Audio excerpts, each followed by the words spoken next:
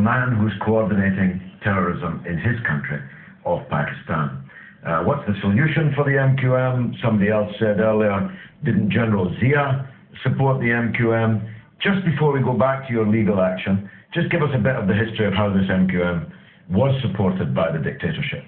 Well, General Zia, he needed to break the power of People's Party and the Jamaat Islami. You see, until then, Karachi was either, People's Party or Jamaat Islami. Yes. And General Zia wanted to create a party that suited him, and he saw that there was this great unrest amongst the most educated Mahajir population. I mean, remember, this Mahajir used to provide leadership to Pakistan. Our early leaders were all Mahajirs, and they were educated. All political movements rose from Karachi. So he found this as a great opportunity, and that's where, the ISI went in and helped form the MQM. Once the MQM was formed and the power of the MQM, suddenly it became a mass party. That's when Altaf then, as you talk about Frankenstein, he suddenly then moved away and then made it a personal party of his own. The key thing is, George, that if the Mahajir wanted justice, which there was injustice, then surely they should have stood behind the Chief Justice when he arrived in Karachi. Yes. Because only an independent judiciary gives you justice. No, it shows. But guess where they were? They were standing with a military dictator. Now, somebody asked, how can we deal with this fascism from the MQM? Well, you and I both were discussing today, and I'm going to be speaking about it in Parliament this evening. And people can watch it on the Parliament channel. If they've got it on their Sky package, they can watch the speech live this evening. But you are attempting a legal action. Tell us a bit about that.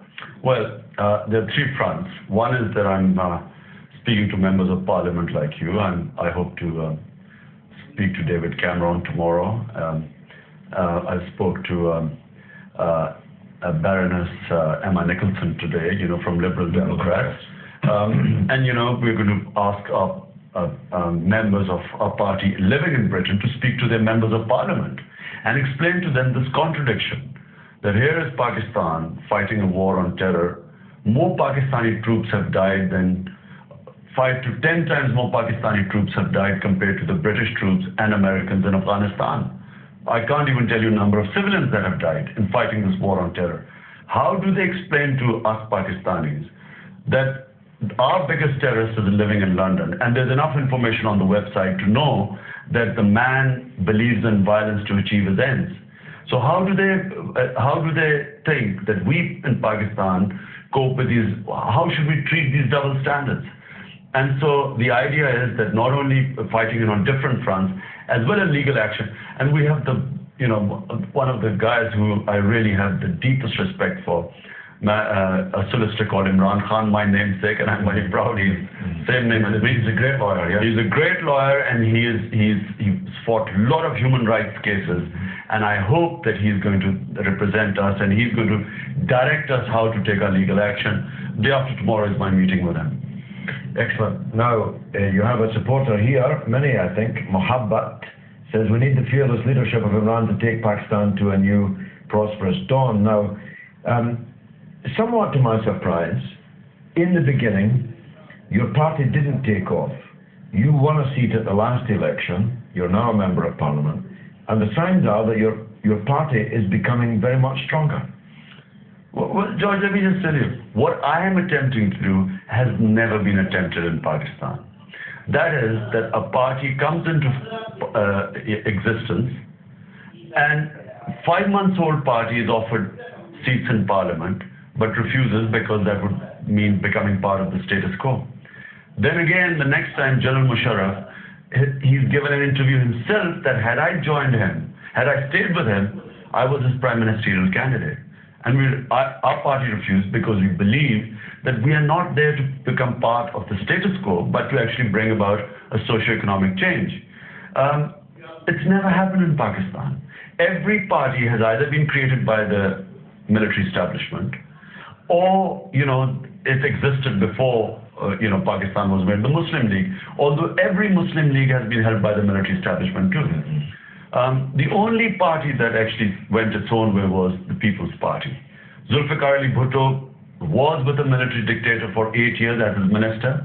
But he left him and then went on his own. Created a mass movement. And mass movement. That's the only time it's happened. But even then, the establishment was neutral. The only free and fair election was in 1970 when Zulfikar Ali Bhutto fought. Every other election has been rigged in Pakistan. So what I'm attempting to do has never been done before. But it's the only way to bring about a change. Now, one of the things that's being asked here, look, Hassan in London, the possibility of Benazir coming back to power in Pakistan.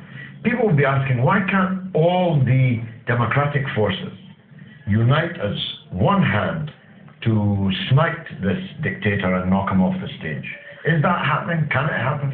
Well, it's almost happened now. I mean, there's a all-parties conference in London on the 7th and 8th of July. All the parties are coming, except, unfortunately, Benazir's People's Party. You know, I mean, I'm puzzled that why someone who says she believes in democracy, and her party, by the way, is going to be deeply upset that they are not part of this, a joint front for democracy, which is the whole idea of this conference.